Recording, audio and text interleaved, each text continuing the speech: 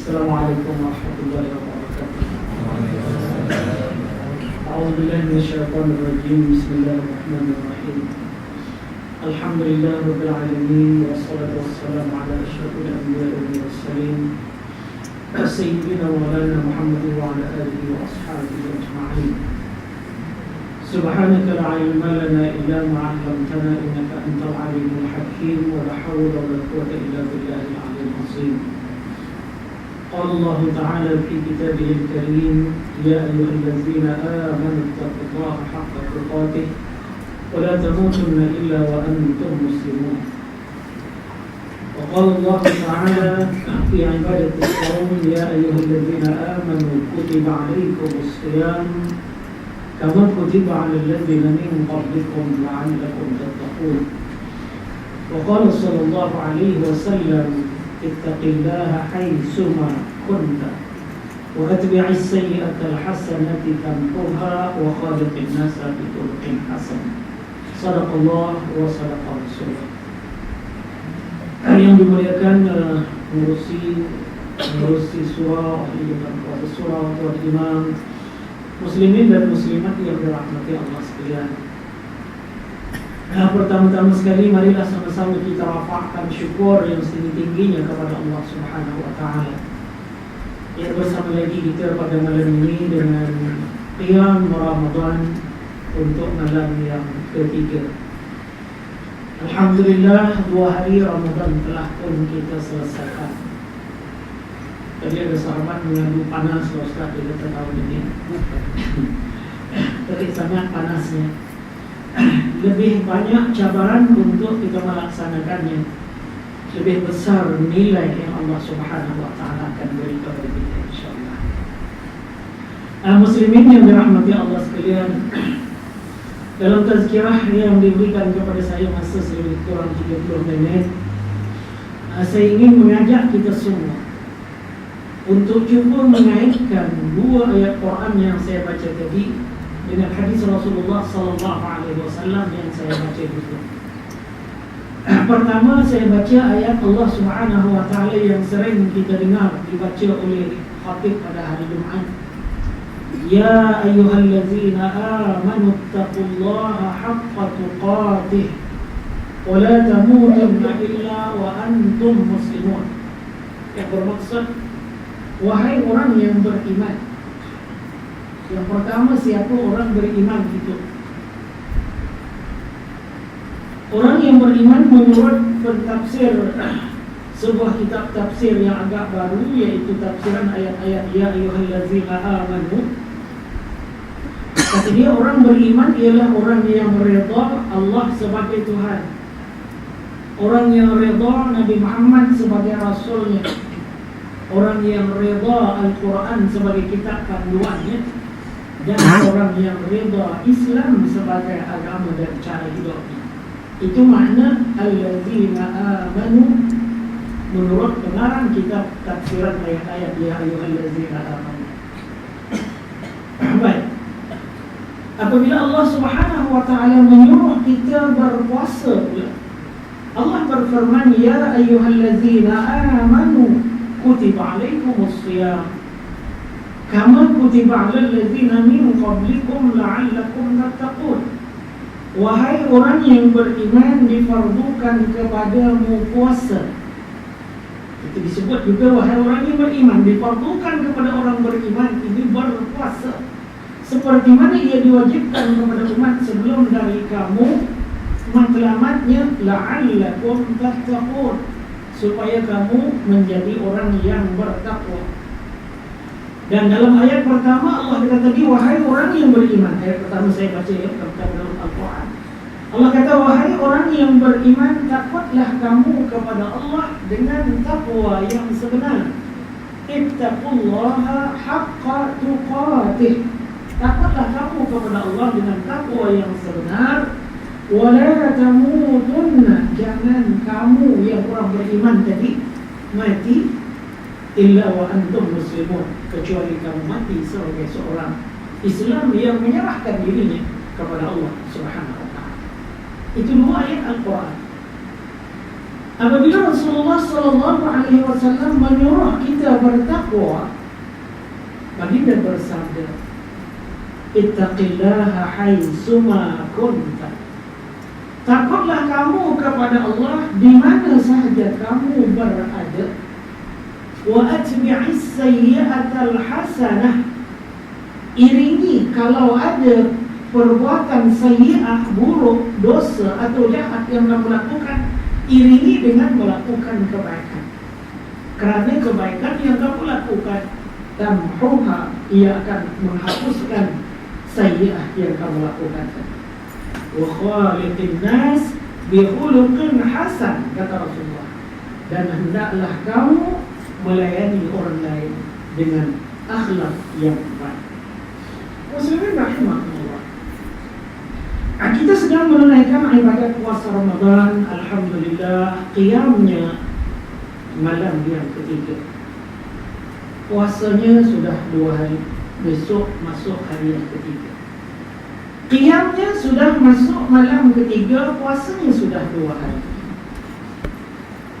Rasulullah SAW mengingatkan kita, bila kita nak berpuasa, bila kita nak qiyam, Rasulullah ingatkan kita, puasa dan qiyam itu mesti dilakukan dengan iman dan harap redha Allah.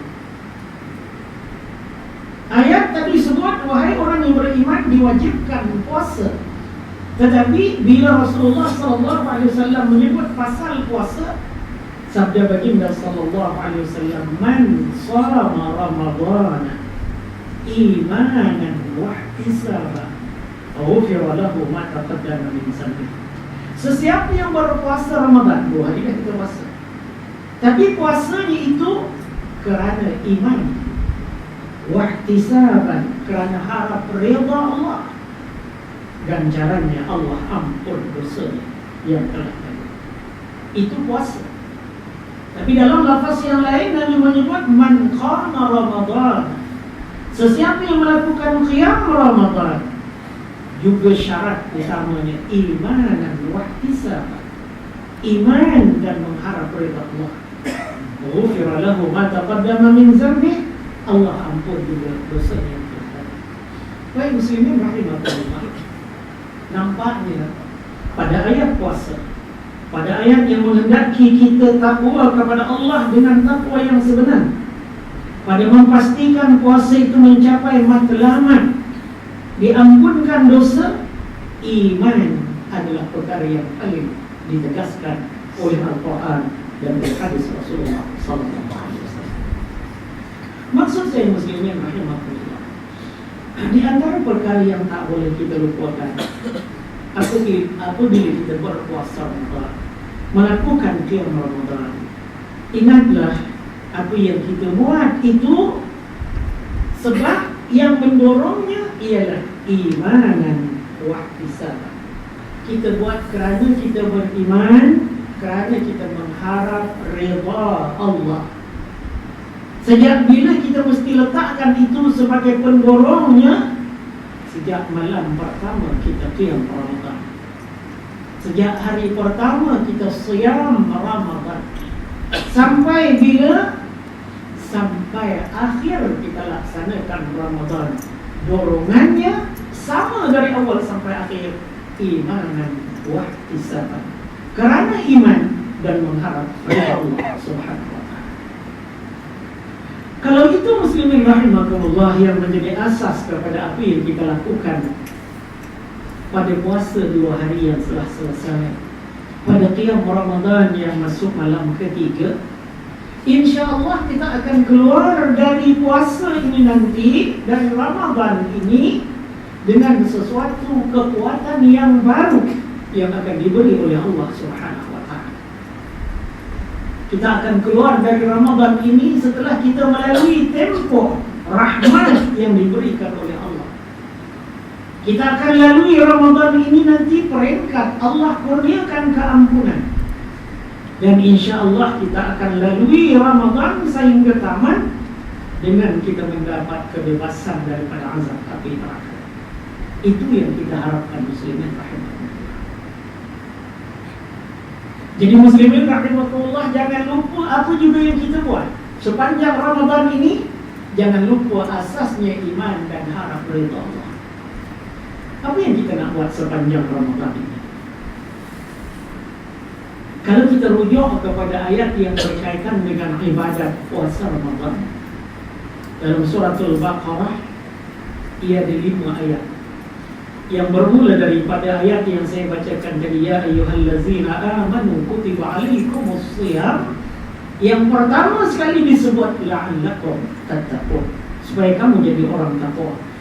Saya tak nak mulas pasal takwa, mungkin 2 orang ustaz sebelum ni dah urai takwa banyak sangat dah cerita pasal takwa. Selepas daripada itu, selepas daripada ayat yang menyebut pasal takwa, Allah menyebut pula dalam ayat yang ada kaitan dengan puasa.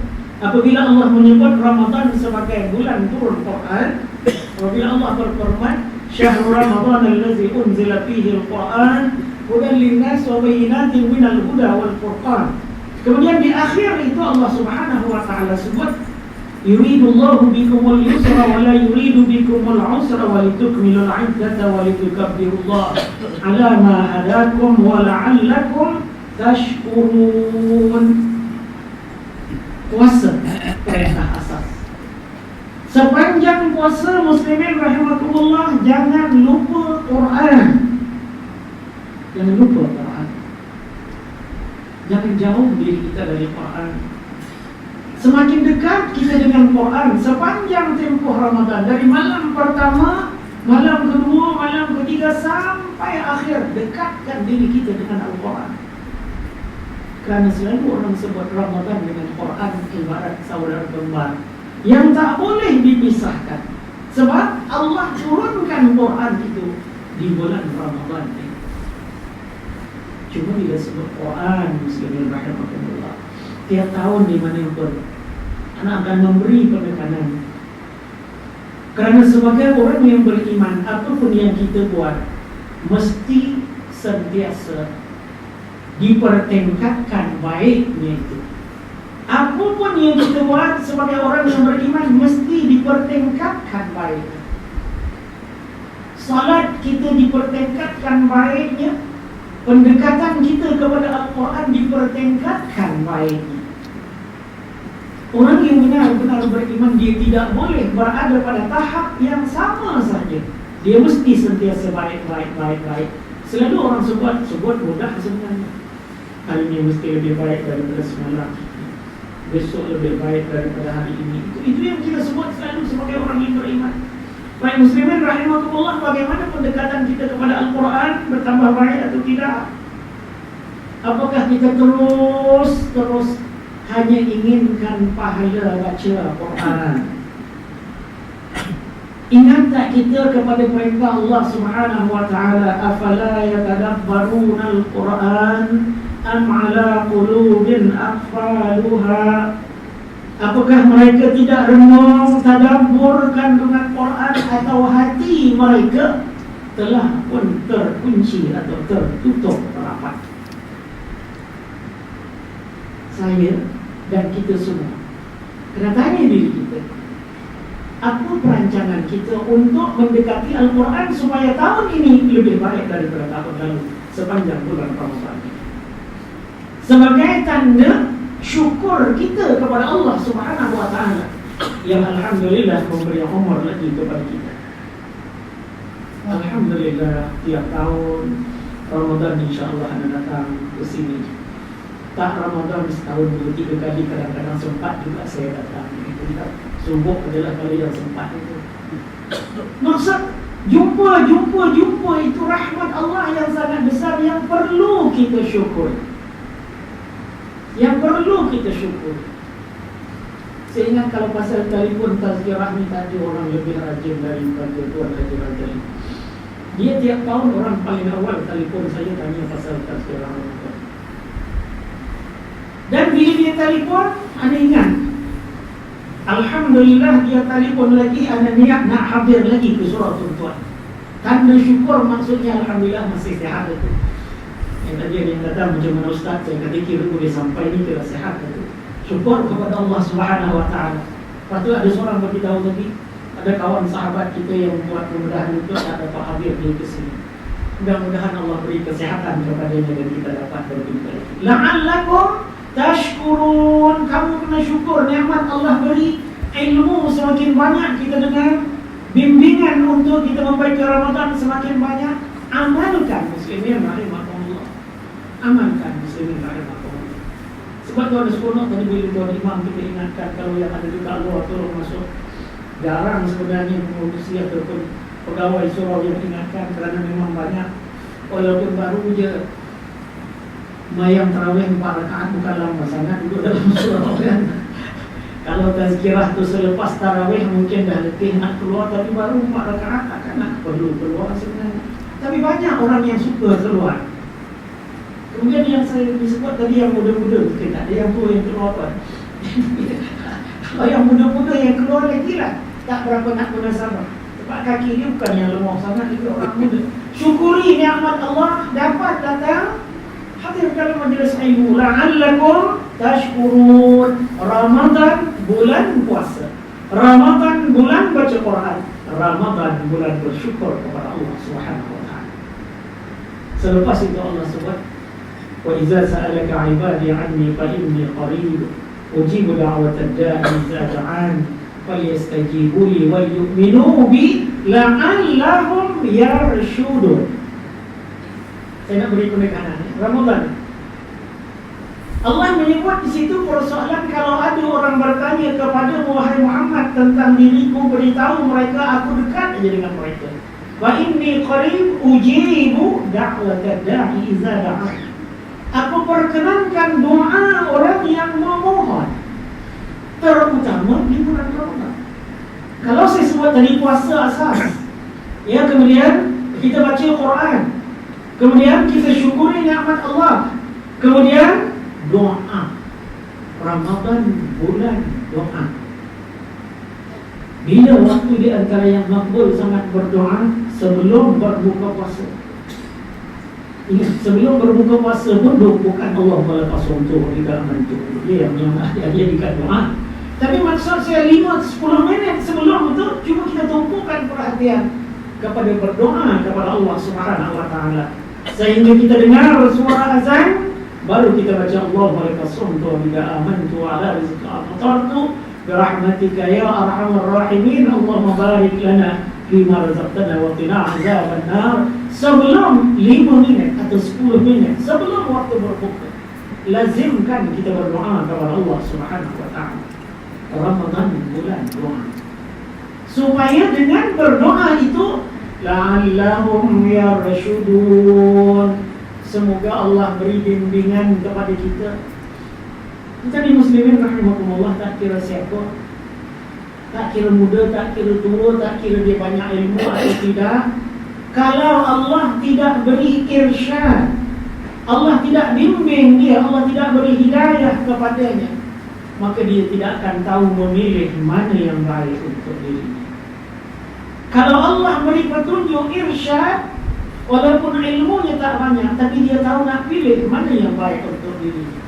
Kalau Allah tidak beri bimbingan kepada kita, walaupun umurnya sudah panjang lanjut, tapi dia tak tahu nak pilih apa yang baik untuk dirinya. Oleh itu, di antara yang paling penting kita mohon kepada Allah ialah irsyad dan hidayah dari Allah Subhanahu wa taala. Sebelum berbuka, berdoalah kita kepada Allah supaya Allah beri hidayah. Allah beri petunjuk kepada kita untuk apa? Untuk siyam, untuk qiyam, untuk qiraatil Quran, untuk berdoa kepada Allah Subhanahu wa taala. Ayat yang akhir berhubung dengan ibadat puasa, banyak merujuk kepada persoalan fiqh puasa.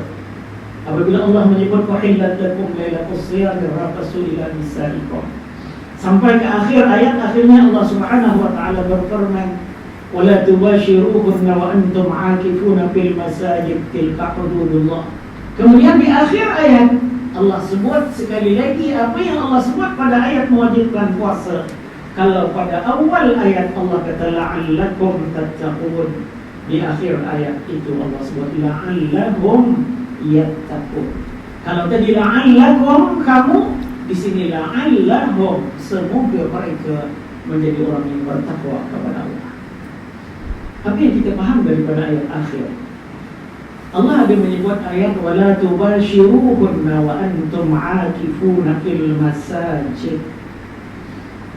Jangan kamu lakukan mubasyarah dengan isteri kamu sedangkan kamu beriktikaf di masjid. Apa maksudnya? Takkan orang nak mubasyarah isteri waktu iktikaf ke masjid?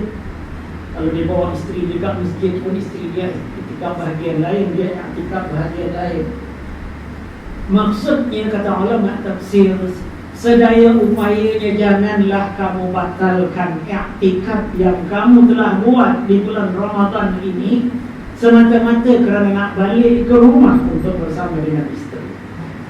Bukan tidak harus, tapi maksudnya Allah nak memberi penekanan kepada kita, terutama pada 10 malam terakhir nanti, lebihkan dekat kita dengan masjid. Lebihkan dekat kita dengan masjid. Tak masjid pun surau, musalla, tempat kita, lebihkan dekatnya.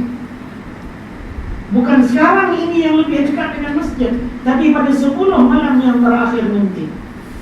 Walaupun banyak ulama hadis yang menyatakan bahawa hadis wa akhiruhu 'aitqun minan nar itu hadis dhaif, yang kata 10 malam akhir bebas dari azab neraka, tetapi ia tetap diperkuatkan dengan kesungguhan Rasulullah SAW meminta ahli keluarga, ahli rumahnya untuk menambah pengabdian diri kepada Allah pada 10 malam terakhir. Dan pada 10 malam terakhir itulah kata jumhur ulama kemungkinan lebih besar adanya malam qadar. Jadi muslimin rahimahullah, saya ulang apa yang saya sebutkan. Tuntutan Allah kepada kita di bulan Ramadan ini matlamatnya sangat besar untuk jadikan kita orang takwa. Secara tidak langsung Allah sebut apa yang patut kita buat. Yang asas ialah siam. Kemudian qiyam Ramadan. Siamnya itu siam. Qiyam Ramadan itu menghayati Ramadan, terutama pada waktu malamnya. Sekurang-kurangnya sesiapa yang melakukan salat tarawih, dia telah melakukan qiyam Ramadan. Sekurang-kurangnya. Tak usahlah ambil yang sekurang-kurangnya saja. Saya dah tarawih Ustaz, fikir dah selesai dah qiyam Ramadan. Besok subuh tak berjemaah pun tak apa dah. Isyak tadi dah berjemaah. Tak. Kalau kita sudah lakukan qiyam Ramadan dengan salat tarawih berjamaah isyak, niat mesti ada dalam hati kita, saya nak besok subuh mesti berjamaah. Bahkan sebagian besar ulama menyatakan berjamaah subuh besok lebih afdal daripada salat tarawih. Nanti jemaah berjamaah subuh lebih afdal dari salat tarawih. Dengan yang demikian, kalau kita sudah salat tarawih, niat kita nak berjamaah besok subuh. Allah Ustaz, ngantuk benarlah awal makan sahur. Siapa suruh makan sahur awal? Yang jadi masalah susah tu, Allah nak dengan puasa ni kita mudah, tapi kita jadi susah. Allah kata yuridullahu bikumul yusra wa la yuridu bikumul usra. Allah nak kamu senang, Allah tak nak kamu susah. Kalau kita ikut peraturan syariat kan senang. Kita bersahur dekat waktu akhir sahurnya. Sehingga Ustaz Zaharuddin Abdul Rahman menyebut di antara kesalahan yang banyak dilakukan kita oleh orang Islam, menganggap waktu imsak itu sebagai lampu merah untuk bersahur. Apa makna menganggap waktu imsak lampu merah untuk bersahur? Seakan-akan bila masuk je waktu imsak, langsung tak boleh lagi dah bersahur. Yang tak boleh bersahur apabila masuk waktu subuh, bukan waktu imsak. Bukan waktu imsak. Sebab waktu imsak itu 10 minit sebelum subuh sebenarnya.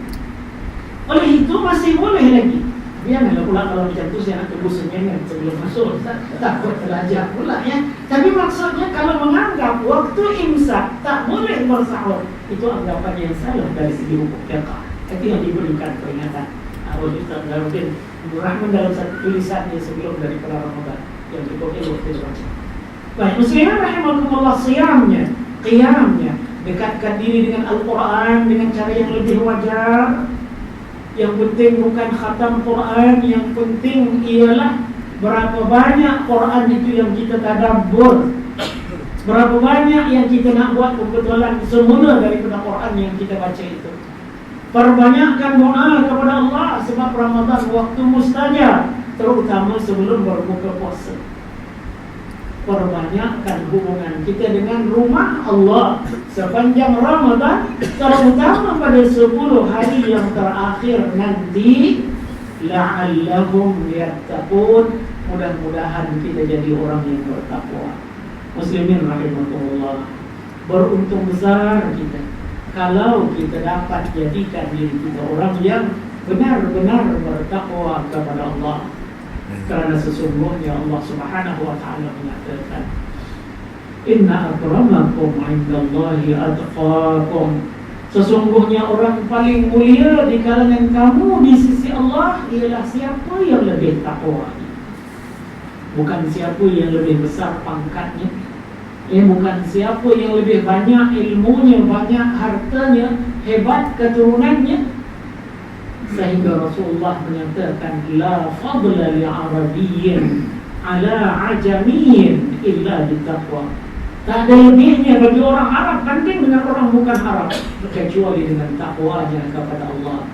Bila kita nak bertakwa, saya ulang balik hadis Rasulullah, ittaqillaha haitsuma kunta, takutlah kepada Allah di mana juga kamu berada, di mana tempatnya, di mana masanya, dalam keadaan apapun, takutlah kepada Allah. Kita biasa melakukan kesalahan. Kalau kita buat salah, iringi ia dengan kebaikan, khususnya bertaubat kepada Allah, dan sentiasalah berhadapan dengan orang lain, apa juga bangsanya, apa juga agamanya, dengan perangai yang cukup baik. Wa khaliqin nasa bi khuluqin hasan. Muslimin rahimahullah,